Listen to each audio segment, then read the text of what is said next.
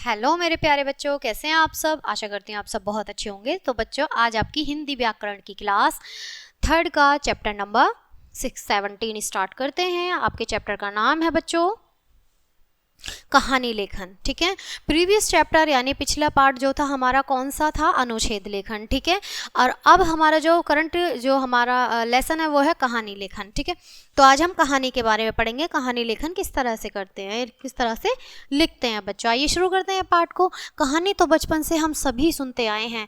नाना नानी दादा दादी से कहानियाँ सुनने का शौक सभी को होता है। कहानियाँ जहाँ मनोरंजन करती हैं वहीं इनसे शिक्षा भी मिलती है। कहानी के द्वारा कठिन से कठिन बात को भी सरल ढंग से समझाया जा सकता है। ठीक है, कहानी लिखते समय हमें कुछ बातों का ध्यान देना चाहिए। ठीक है, किस चीज़ का ध्यान देना चाहिए बच्चों? कहानी लिखते समय हमें कुछ बातों का ध्यान देना चाहिए। ठीक है, सबसे पहले है कहानी का विषय रोचक होना चाहिए। ठीक है, कहानी में छोटे छोटे वाक्यों का प्रयोग करना चाहिए। कहानी की भाषा सरल और स्पष्ट होनी चाहिए। कहानी का शीर्षक छोटा होना चाहिए। ठीक है, कहानियाँ ज़्यादा बड़ी नहीं होनी चाहिए।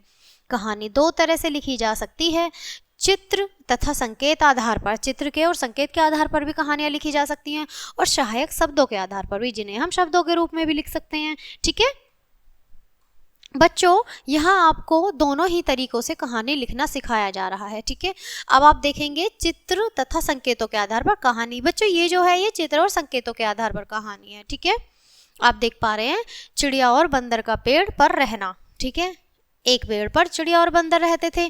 ठीक है, दोनों साथ रहते थे। बारिश में बंदर का भीगना और चिड़िया का घोंसले में आराम से बैठना। देखो, जब एक पेड़ पर दोनों पक्षी और जानवर रह रहे हैं तो क्या हुआ कि बंदर जो है वो पानी उसमें बारिश में भीग रहा है पेड़ पर बैठा हुआ, और चिड़िया अपने घोंसले में है। ठीक है, तो ये क्या है कि कहानी जो है हमारी चित्र के आधार पर है। ठीक है, चिड़िया का बंदर को घर बनाने की सलाह देना, यानी कि चिड़िया अब बंदर से बातें कर रही है कि तुम भी भाई अपने यहाँ एक घर बना लो। ठीक है, बंदर का चिड़िया का घोंसला तोड़ना, बंदर ने गुस्से में आके चिड़िया का घोंसला तोड़ दिया कि उसने उसको सलाह दी।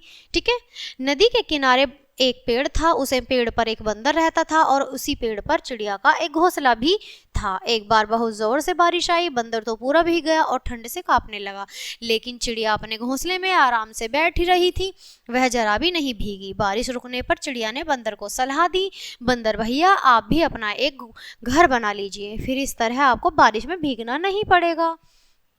चिड़िया की बात सुनकर बंदर को गुस्सा आ गया कि एक छोटी सी चिड़िया मुझे सलाह दे रही है। उसने गुस्से में चिड़िया का घोंसला तोड़ डाला।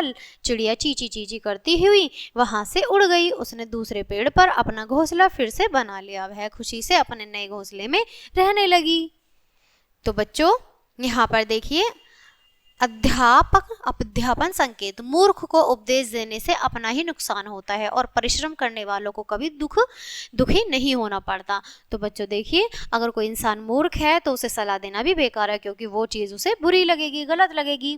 लेकिन जो इंसान परिश्रम करता है उसके लिए दुख होना ही बेकार होता है, क्योंकि वो दुखी कभी नहीं होता, क्योंकि वो अपने परिश्रम से हर समस्या का हल निकाल लेता है, और वो इसलिए सुखी रहता है।